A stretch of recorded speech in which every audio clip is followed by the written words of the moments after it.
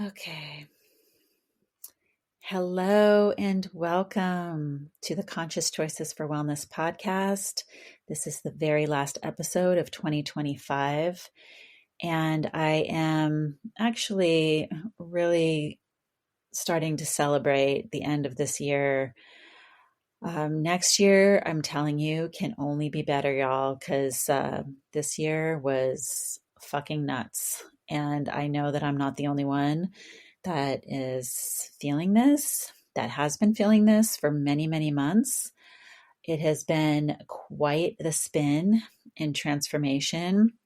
But, there are many, many good ways we can look at it because lots of change is being made in the world on a level of community coming together, people changing their mind, their way of looking at things, because we have to. It's like we're being forced into either you're going to change and it's going to be made collectively, spinning us into things that will come our way brighter in the future.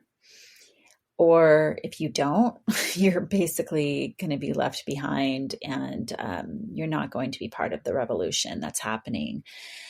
That's not what I'm here to talk about today. I always spin off. Maybe it's my ADD. I don't know. Never been diagnosed, but I think we all have it a little bit. But today is, about leaving behind. I did title it Left Behind, the 2025 Shedding or Shredding into Transformation.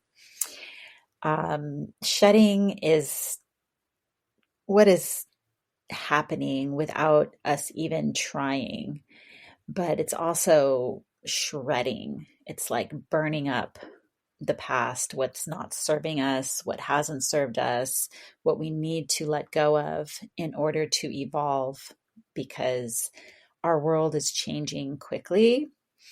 As we have all known it, it is going into new times, very much, I don't know if you want to call it modern times, a new modern era, just a blast into the future, if I could say that. But regardless of that, on a personal level, we're all feeling many, changes of what we personally need to let go of, shed in order to grow, in order to be strong for this new era.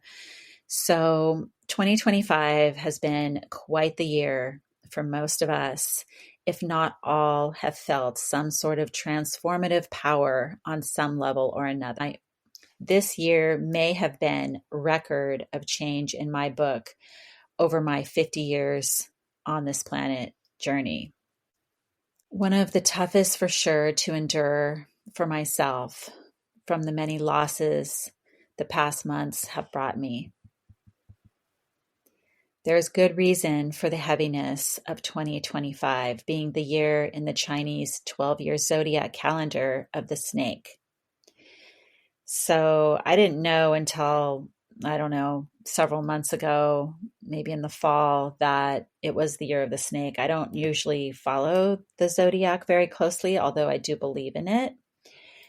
And I'm an ox or water buffalo. So that's my zodiac sign. And the snake, as we all know, or reptiles, they shed their skin. They are one of the creatures that sheds, we even shed our skin. We just don't really realize it, but we're constantly like shedding our skin, losing our hair. It's just like a natural process, right? So the snake literally sheds its skin. I don't know if it's every year.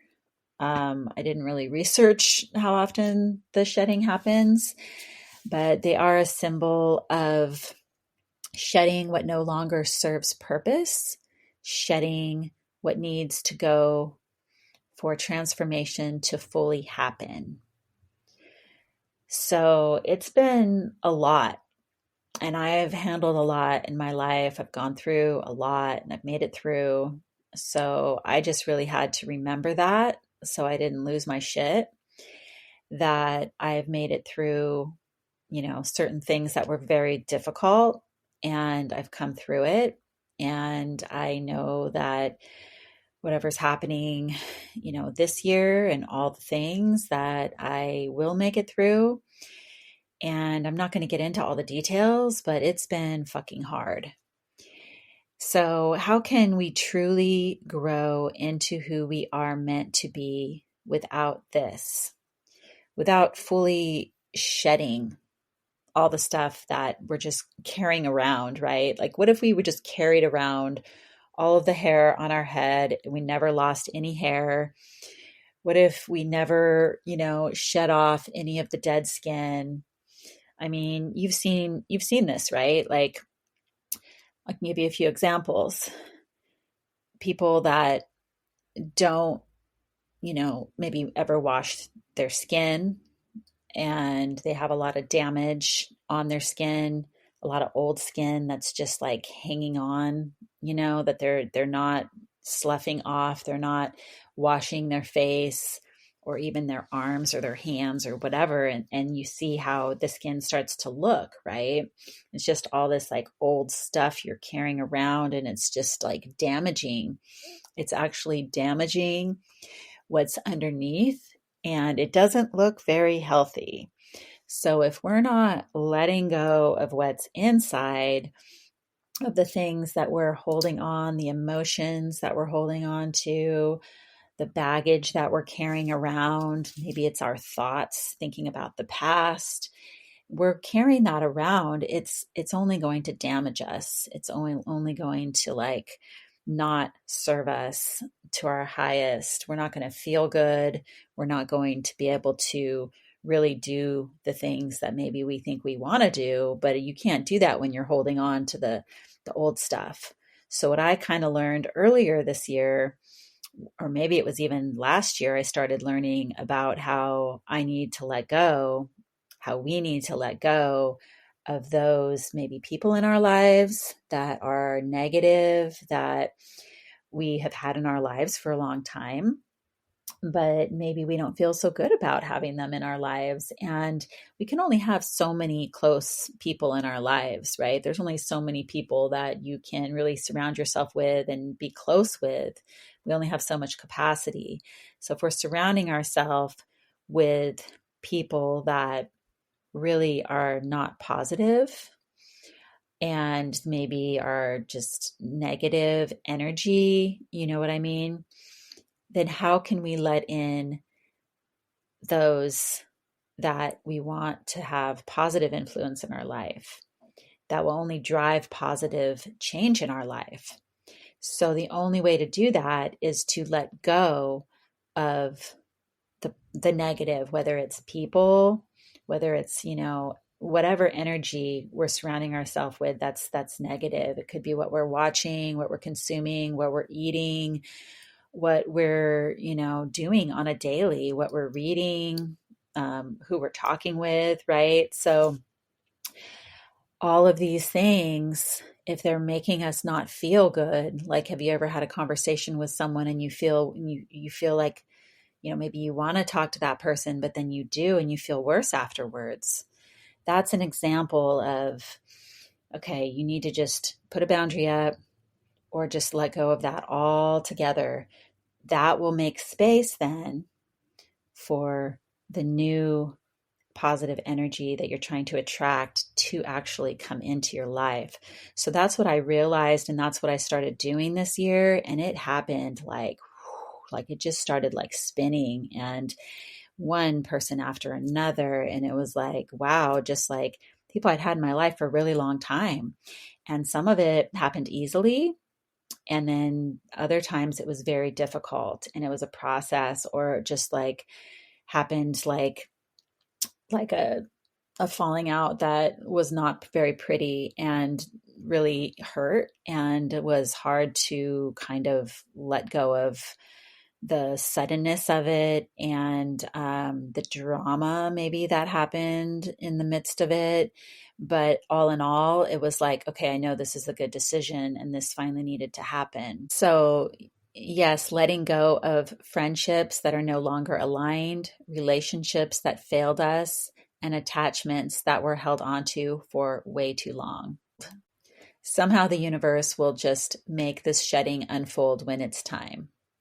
Like sometimes it just happens. Like, it's like, okay, you're like, it's like I started the process, and we're doing some of the things, but then the universe just like kicked in, was like, okay, I'm going to help you. We're going to get the rest of this done. um, this can be very unexpected, shocking oneself into a jolted chaos.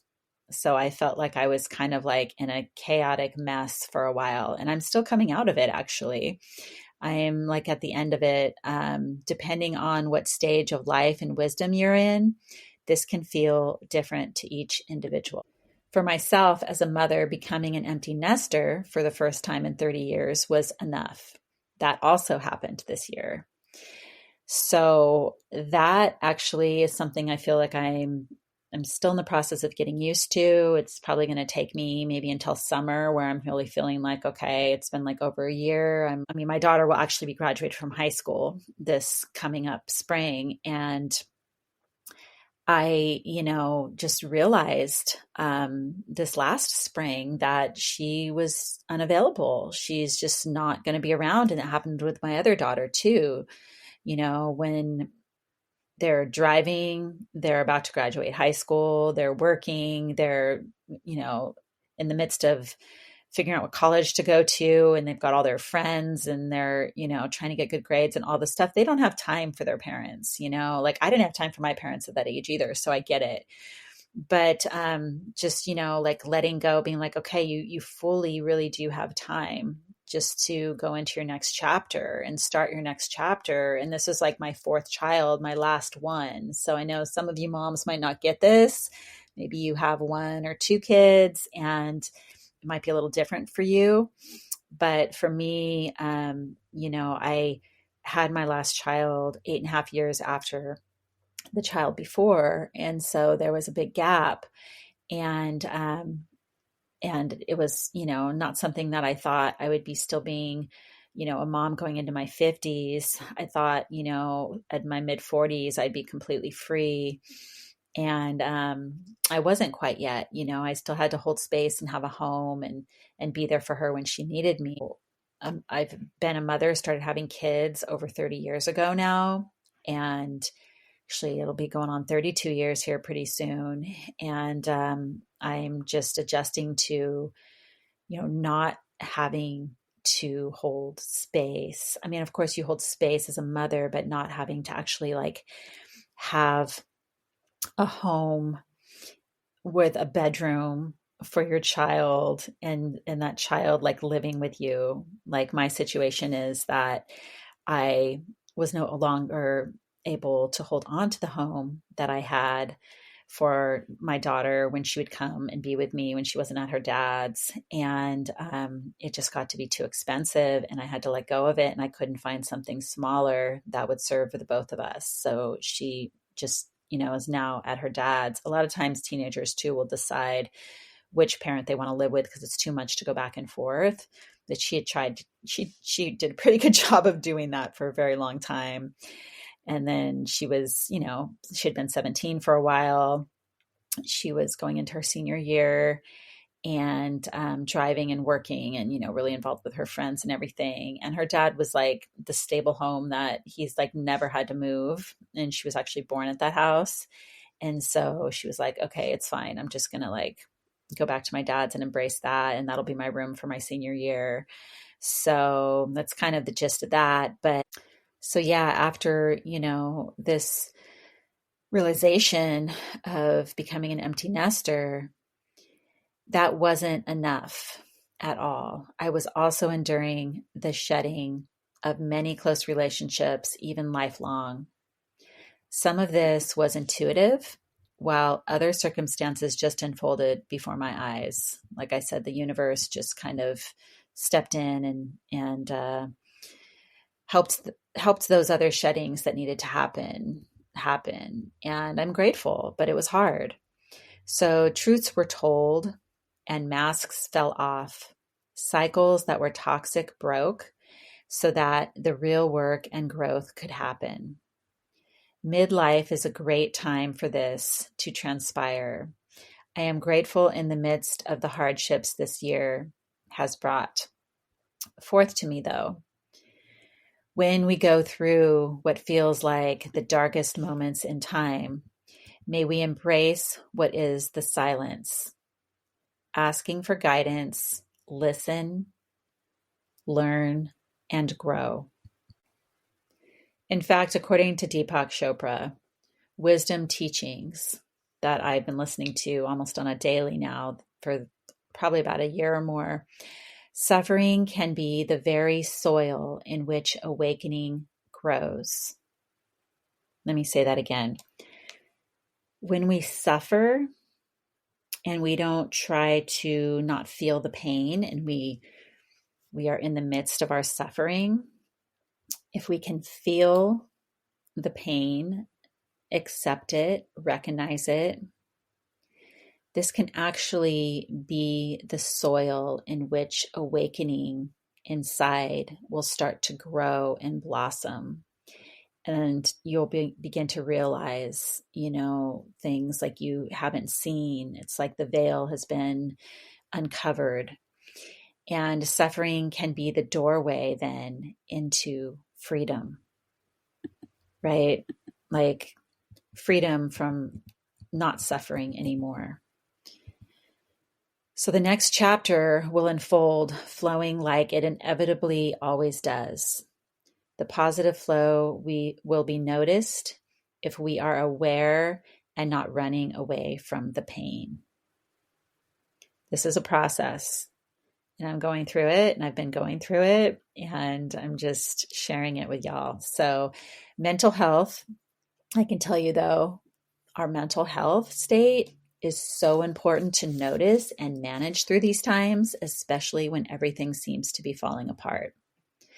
That's how we're going to stay strong and get through it and not break down, lose our shit, become homeless, suicidal. I've seen other people are really going through it. And it's tough out there. And every day our brothers and sisters are taking their lives, giving up for what is happening in this life, right? So I know firsthand it is not easy. And I have gone through my fair share of hardships my entire life, already enduring many losses, being homeless myself, joblessness, loneliness at times, and feeling others' pain as well. I'm very empathic. I have an episode on this. It's hard being an empath and feeling so many emotions, having to kind of guard yourself, protect yourself, not to take on other people's stuff, especially if you're already going through your own stuff. In the midst of going through some really hard times and trying to just find a home this year, which I'm almost there. I can't even say that I, found my home, and the home I think I'm going to get is going to be another temporary one. It's, that's a whole nother thing I will probably just have a whole episode on, but I am writing my book on this. And it's going to kind of end with whatever the chapter is that's happening right now, talking with people that are really going through their own stuff and being an empath and feeling other people's hardships while I'm going through my own hardships is a tough one, because we want to be there for our sisters and our brothers and our family. And I'm grateful that actually my family hasn't had, too many things, or if anything, that they've needed me for. Maybe they know I'm going through my own stuff and they don't want to put anything else on me because they're my family. But, I have friends that I feel like are family, and sometimes just listening, and trying to be there for them and what they're going through can be really difficult, because I don't want it to get in the way of what I'm trying to do and take on their pain because I have like my own pain that I'm trying to feel good on a different level to attract what I want to attract into my life. And so it's like, okay, how do you find that kind of, I don't want to say happy medium, but that place of balance? So here are some helpful tips to keep going into this next chapter, things that have helped me, that have kept me going through some very, very difficult times. Okay. Being kind and gentle with yourself. You are here for a good reason. Okay. We all came here. We agreed to come here. We are here for a reason. You're not just here by mistake. Some people might think that, but I don't believe that. Breathing deeply, slowly, with conscious awareness.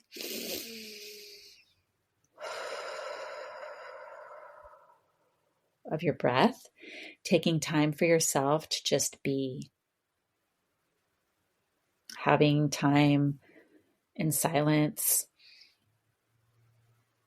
being with yourself, even if it's 5 or 10 minutes a day. I'm telling you, it's important. You'll get to know yourself better. You'll be able to calm your nervous system. You'll be able to get insight. That's where you connect with higher power. It's where you connect with source and the universe and your angels, and just, taking a moment here and there when you can pause and be grateful. Acceptance of what is, letting go to move forward by softening the resistance. Okay, let me say that again. When we accept, acceptance transforms the experience. It turns the pain into presence. It turns despair, grief into insight, and emptiness into openness when we accept and let go. Plant medicine, of course. Plant medicine is my ally. I have to consume plant medicine every day in some form to regulate and calm my nervous system. Some of the herbs that I use are lemon balm, ashwagandha, CBD. I'm just putting CBD as the one cannabinoid from cannabis that will help calm you. It'll help calm inflammation. It will help calm your nerves, help you to sleep. You can take it during the day as well. Passion flower, lavender, skullcap, and tulsi, or holy basil. It's also known as holy basil tulsi, are all good for your nervous system. You can even take many of these together. And I can say that having a calm and regulated nervous system will help you to get through hard times quicker. It'll help keep you balanced. You'll be able to think better, feel your intuition, and guide you to the next step, into the next chapter of where you're trying to move to, right? If you're in a hard time, you want to get out of it. You want to like, make space for yourself to call in the new, to, transform and manifest and all that. You've got to have a calm and regulated nervous system. So this is very important.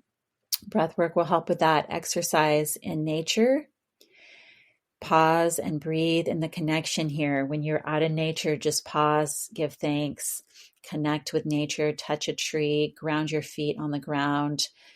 Breathe in the fresh air around the trees and the ocean, wherever you can be. Put your feet in the sand. So, so good for you. You will feel better instantly.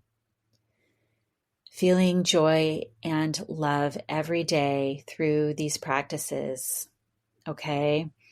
Maybe through connecting with other positive people. We are all connected with animals. They're always a positive influence, right? So these are all just some tips that can help get you through. These are hard times. This year has been very difficult for many of us. And I want to be here to let you know that it's going to be okay. And 2026 has got to be a better year. It's just got to be. So we're in the ebb and the flow, and the flow is beginning to happen. The horse is the zodiac sign in the Chinese calendar for 2026. The horse is all about galloping forward, moving into the next chapter, and transformation is inevitable. So we're shedding, we're letting go, and the snake is now moving away, and we're going to jump onto the horse. And even just, if you're afraid of horses, get past that fear. I fell off a horse when I was a kid, and I don't know if I ever got back on, but I took my youngest daughter to horseback riding lessons when she was younger, I remember. And I've been around horses, and they are amazing animals. And let's see what the horse can bring us into and ride us into this next year, galloping into the vision that you see where you want to go. Thank you all so much for being here. I really do love and appreciate any listeners that are out there. And I intend on keeping this podcast going every other week for a while until I get more settled in the spring. Maybe I will bring it back weekly like I was doing before. Yeah, it's been quite a journey the past several months. So thank you, and many blessings to you.